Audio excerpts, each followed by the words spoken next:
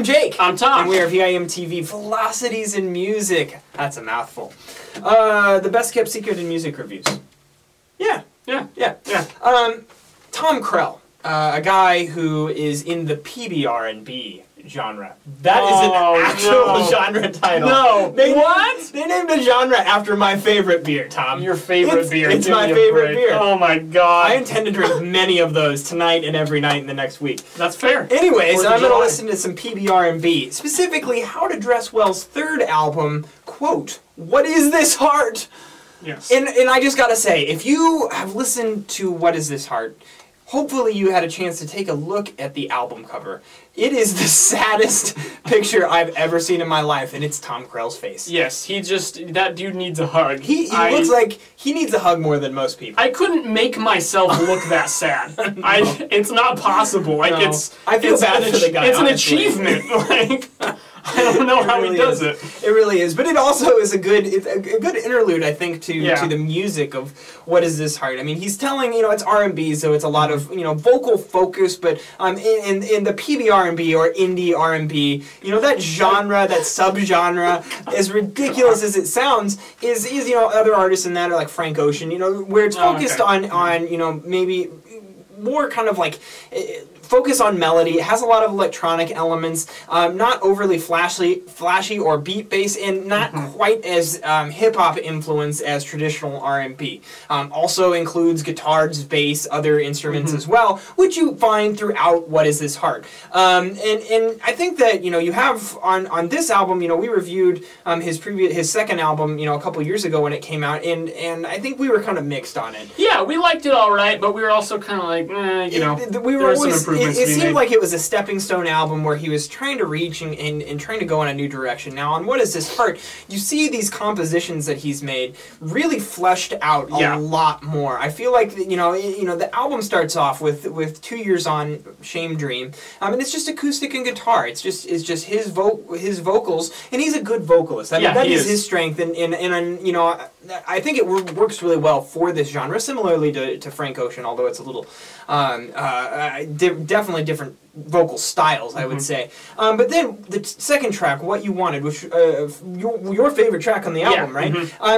Very electronic based, has a definite 80s vibe to it. The track builds throughout. And then there's a number of tracks later on the album that definitely have a lot of instruments, including guitars and bass and electronic melodies, and just kind of build and build and build throughout, and it creates this kind of like darker mood and really conveys a strong sense of emotion.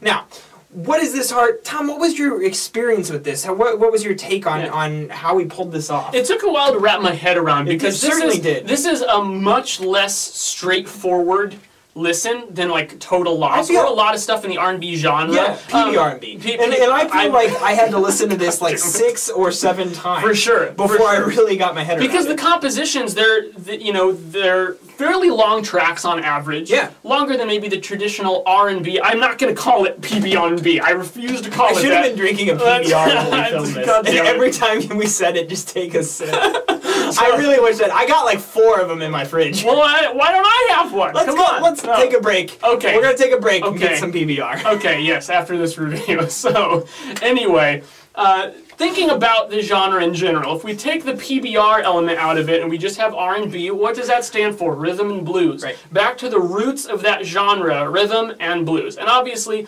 blues can mean a lot of different things. I think that if you want to throw like in the kind of pop R&B realm, like Justin Timberlake in there, now there's an artist who's focused a little bit more on the rhythmic aspect, kind of the dance element, the production of it, and a little less on the blues. Not that he doesn't have great vocals, but they're not particularly soulful, they're more poppy oriented. Now, How to Dress Well, I feel like, is kind of the inverse of that. Very much focused on the blues aspect of it. I'm not talking like Robert Johnson, Howlin' Wolf blues, I just mean like soul. I mean that emotion that's at the core of all of that kind of music. Just look at the album cover. Yeah, you'll see the definition of blues. Exactly. The guy's sad as hell. I don't know what happened. I don't know what happened. His puppy just died. Something, yeah. Fire. Probably. Man, now you're making me sad. I know, right?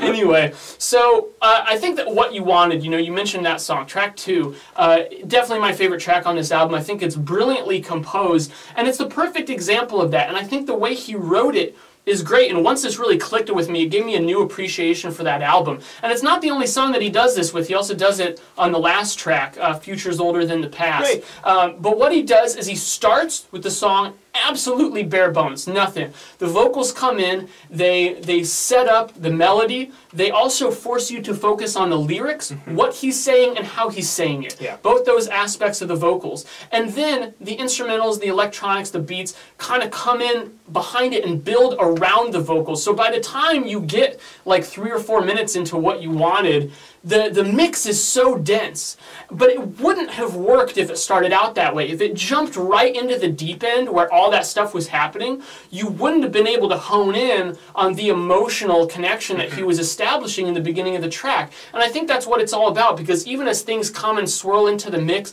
I'm still just zoned in on those vocals and I'm feeling them. And I'm able to feel them more as the other instrumentals come in because they provide more of a context with that. And there are several tracks on here that do that. And to me, those were the absolute highlights because, and not that you can have an entire album composed of songs that follow that formula. No. But I think any one formula, if you don't change it up now and then, it's going to make for a stale listen. Exactly. But compared to like Total Loss, his previous album that we reviewed, I think that Total Loss was actually a much more focused effort.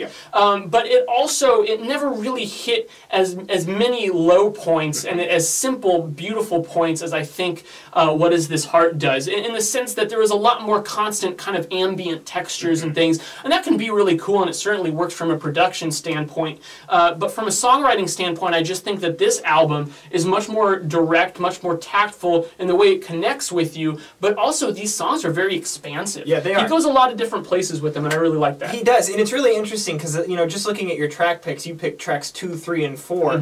All of those were tracks that I wasn't the keenest on, to tell you the truth. And I know that we're pretty similar in where we're at with this album, just from what we talked about from before we turned the camera on. But I actually favored the back half of this album. I felt like the first tracks were okay, but really I felt like the album started to open up around track 6 with Words I Don't Remember, a very electronic-based song, kind of down and dirty. It had like a bigger beat to it, more of a brooding sound. It's also a longer track too, and it kind of builds throughout the end. Poor Cyril, I think that's how you say track 7. Strings and electronics. I mean, like really, really moody. It's all about the atmosphere. I loved the production on those tracks. I think the tracks in the beginning of the album were a bit more upbeat. They also had a bit more of that 80s production, almost like, and I know not the style's not the same as Peter Gabriel's, definitely not pbr&b, but it definitely had that 80s production style of like something that I expect to see here on and that might be why you like that. Is one of your top 5 favorite albums, very well could be, or like number 7. I don't know. It's somewhere up there. It's somewhere up there. But I really like the darker, moodier stuff that I hear on the end of the album. Track 9, Childhood, Faith and Love, is a fantastic song. We both picked it. It's this repeated piano note and like just big bass, big guitars, and just builds the entire time. It's a very powerful track and conveys all the things that Tom was talking about earlier. I felt like the longer that I listened to this album, just in context of the album listening experience, it just improved with each track, and that's something that I definitely value. I prefer album listens that are back heavy because it kind of gives you a motive to keep listening to that next track. If I have to skip a track, I'm usually not happy with an album, and I don't have to skip a track on this album.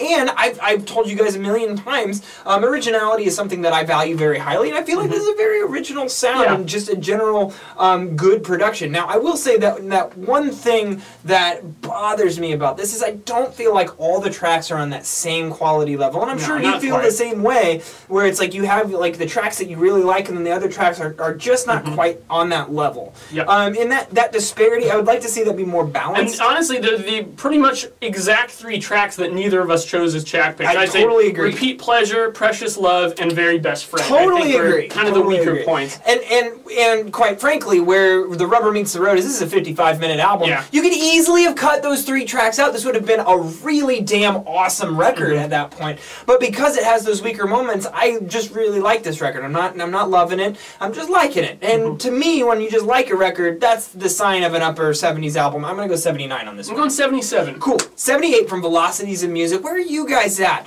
with What Is This Heart? And have you ever seen a sadder album title or album cover in your life? And if you do, you better post a link at www.velocitiesandmusic.com or youtube.com/velocitiesandmusic, where you're probably watching this review. Also, follow us on Twitter, like us on Facebook, let Tom or I know if there's any records you'd like to see us review on this channel. And, oh yeah, I'm Jake. I'm Tom. And we are VIMTV, moving music critique forward.